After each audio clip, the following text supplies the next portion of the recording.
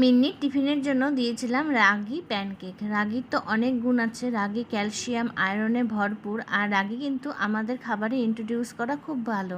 তো এখানে দেখো আমি হাফ কাপ রাগি পাউডার, তার সাথে 1 বড় চামচ নিয়েছি কোকো পাউডার, হাফ চামচ নিয়ে বেকিং পাউডার, চিনি 1.5 চামচ, দুধ হাফ কাপ দুধ আর 1 চামচ ভিনিগার দিয়ে মিশিয়ে রেখেছিলাম, সেই মিশ্রণটা অ্যাড করে দিলাম। এবার ধীরে ধীরে মিশিয়ে নেব, যদি দরকার হয় তাহলে আর একটু দুধ তোমরা অ্যাড করতে পারো।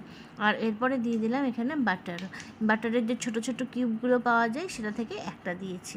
তারপরে এবার ভালো করে মিশিয়ে নিতে হবে, ব্যাস হয়ে গেল। এবার একটা প্যান গরম করে নিতে হবে, আর প্যান গরম করে নিয়ে বড় স্পুন দিয়ে আমি এখানে ছোট ছোট করে প্যানকেকগুলো বানিয়ে নিচ্ছি। তবে এগুলো ফুলে কিন্তু অনেকটাই বড় হয়ে যায়, দেখো বড়ও হয়ে গেছে। তো এক সাইড ডান হয়ে গেলে আবার আর এক সাইডে আমি করে নিলাম। তারপরে এই তো তৈরি হয়ে গেল, আর একটা ওয়্যার র্যাকের ওপরে রেখে দিয়েছিলাম প্যানকেকগুলো তৈরি করার পরে, তাহলে নিচের দিকে কিন্তু জল জল হয়ে যায় না। এরপরে ওপর থেকে দিয়ে দিলাম হানি, চকলেট সিরাপ দিলেও ভালো লাগে খেতে, তার ওপর থেকে একটু স্প্রিঙ্কল দিয়ে দিলাম। বাচ্চাদের টিফিনটা যত কালারফুল হয় ওরা খেতে কিন্তু তত বেশি ভালোবাসে।